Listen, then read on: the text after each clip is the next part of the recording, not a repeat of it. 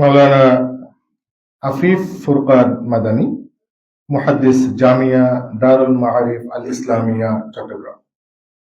আসসালামু আলাইকুম ওয়া রাহমাতুল্লাহি ওয়া বারাকাতুহু। আলহামদুলিল্লাহ ওয়াসসালাতু ওয়াসসালামু আলা রাসূলিল্লাহ নবিয়িনা ওয়া হাবিবিনা মুহাম্মদ ইবনে আবদুল্লাহ ওয়া আলা আলিহি ওয়া সাহবিহি ওয়া মান ওয়ালা। আম্মা বা'দ। ফাআউযু বিল্লাহি মিনাশ শাইতানির রাজীম। ইয়া আইয়ুহাল্লাযীনা আমানু দুখুলু ফিস-সিলমি কাফাতান ওয়া লা তাত্তাবি'উ খুতুওয়াতিশ শাইতান।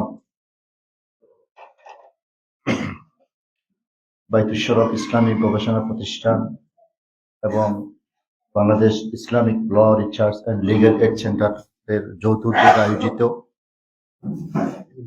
অধ্যকার বাংলাদেশের বিদ্যমান আইন ইসলামীকরণ সমস্যা ও উত্তরণের উপায় শীর্ষক পার্টিসিপেটরি সেমিনারের মুহতারাম সভাপতি রাহবারে বাইতুশ শরফ আল্লামা শাইখ আব্দুল হাই নাদবী, প্রধান অতিথি হিসেবে উপস্থিত আছেন ইসলামী আরবি বিশ্ববিদ্যালয়ের মাননীয় vice chancellor professor doctor Shamsul Alam,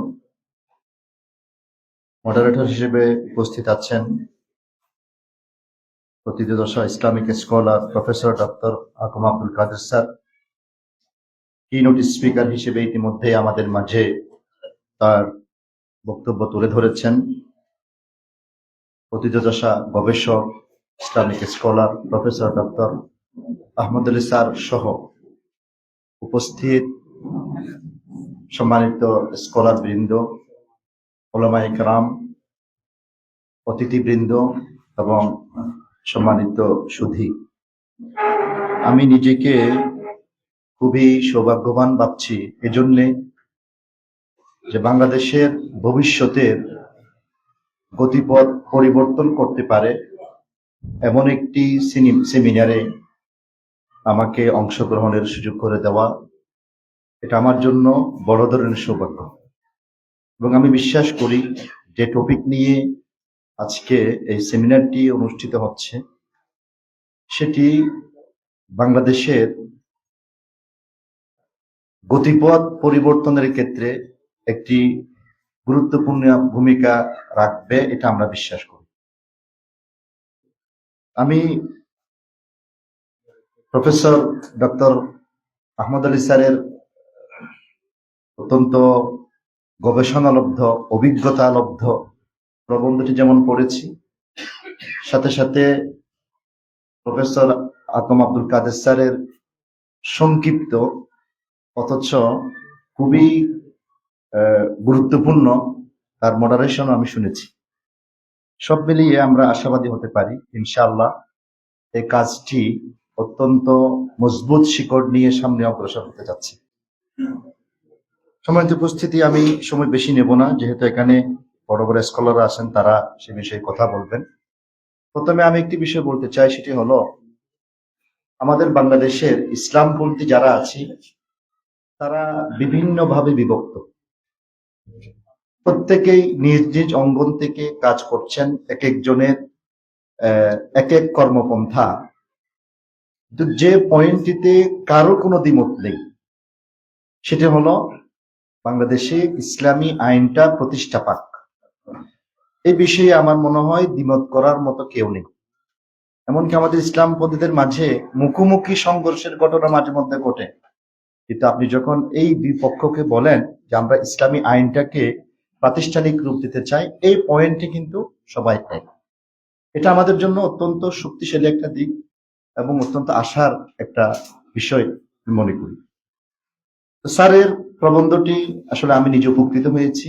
এই প্রবন্ধ নিয়ে আসলে সমালোচনামূলক কোনো আলোচনা নয়, তবে এই বিষয়ে আমরা দু একটি পয়েন্টে একটু কথা বলতে চাই। প্রথমত, স্যার এখানে বাংলাদেশে ইসলামী আইনটা প্রাতিষ্ঠানিক রূপ দেওয়ার পথে যে সকল বাধাগুলো আছে সেগুলো নিয়ে এখানে তিনি পয়েন্ট আউট করেছেন এবং বাস্তবেই সেগুলো আছে।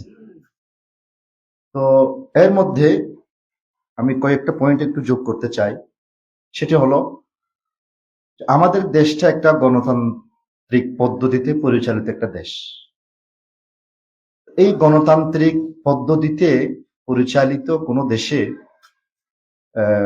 ইসলামী আইনটা বাস্তবায়ন করা এটা অনেকাংশে সাংঘর্ষিক, অবাস্তব নয়, অসম্ভব নয়, কিন্তু অনেক ক্ষেত্রে এটা একটু অনেক বেশি চ্যালেঞ্জিং হয়। এর কারণ হলো যে গণতান্ত্রিক দেশে আপনার একটা স্বীকৃত বিরোধী দল আছে, স্বীকৃত বিরোধী দল, যে আমি তাকে আমার বিরোধিতা করার জন্য লাইসেন্স দিয়ে দিয়েছি। তার কাজই হলো আমার সরকারের বিরোধিতা করা। এখন একটা ইসলামী সরকার যখন ক্ষমতায় যাবে, তারা যখন একটা দেশের আইনকে ইসলামীকরণ করতে যাবে, গণতন্ত্রের নেশারি হলো সেখানে একটা প্রতিপক্ষ দাঁড়িয়ে যাবে আপনার বিরোধিতা করার জন্য।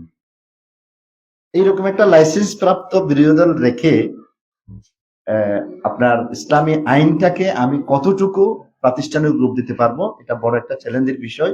এবং এটা নিয়ে মনে হয় সুনির্দিষ্ট এই পয়েন্টটা নিয়ে আলোচনা হওয়া উচিত, জরুরি। তারপরে কারণ এখানে সারা বিশ্বে ইসলামী আইন প্রাতিষ্ঠানিকভাবে প্রয়োগ হওয়ার মোটামুটি 4টি নমুনা এখানে স্যার তুলে ধরেছেন, আমি যতটুকু দেখেছি।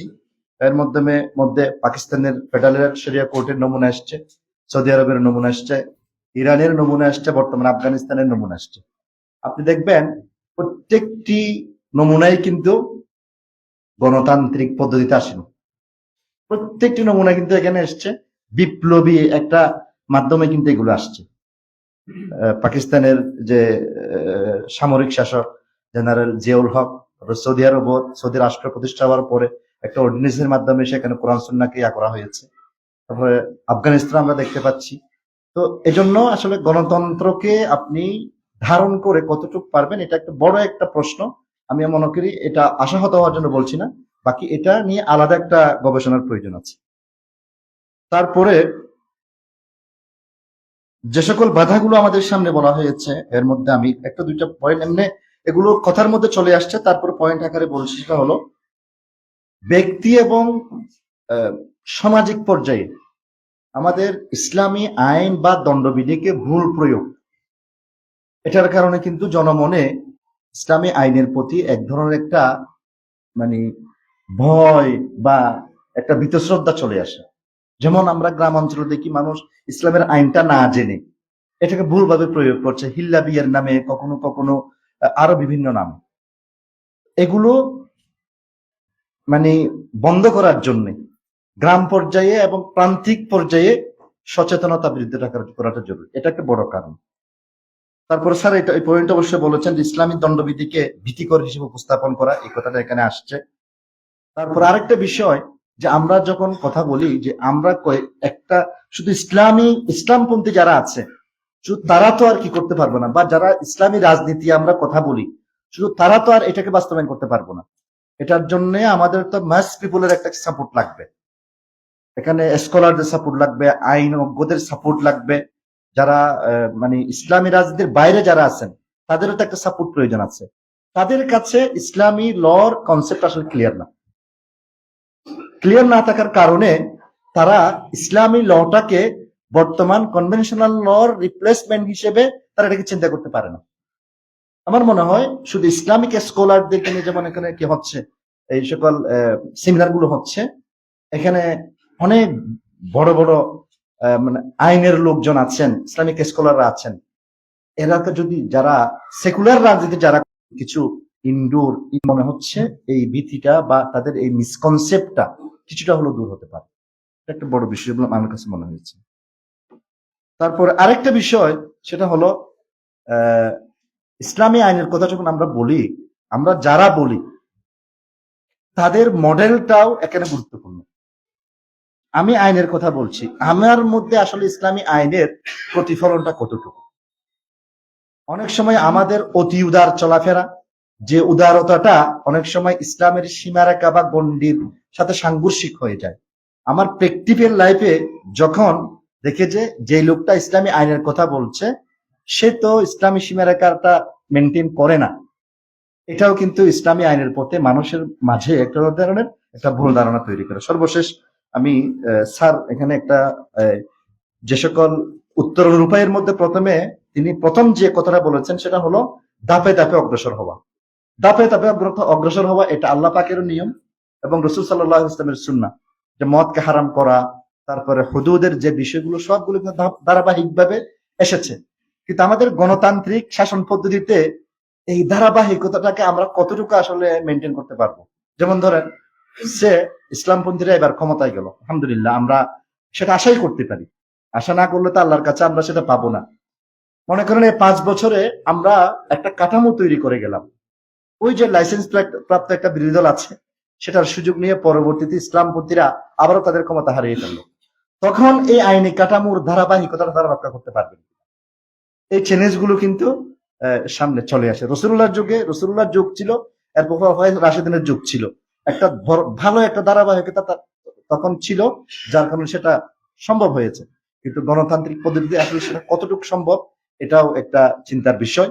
আমি এটা এই জন্য বলছি যে এই বিষয়টা নিয়ে যে আলাদাভাবে যাতে কোনো আয়োজন হয়, এই জন্য কথাগুলো বলছি। আমি আসলে মতামত দেওয়ার মতো কোনো মানুষ আমি নেই, খুবই ছোট মানুষ। বাকি আমরা এই যৌবন বয়সী কিছু জিনিস তো আমরা ভাবি, সেই ভাবনাগুলো উপস্থাপন করলাম। আল্লাহ তাআলা আমাদের সবাইকে তৌফিক দান করুন। ওয়া আখিরু দাওয়ানা আলহামদুলিল্লাহি রাব্বিল আলামিন।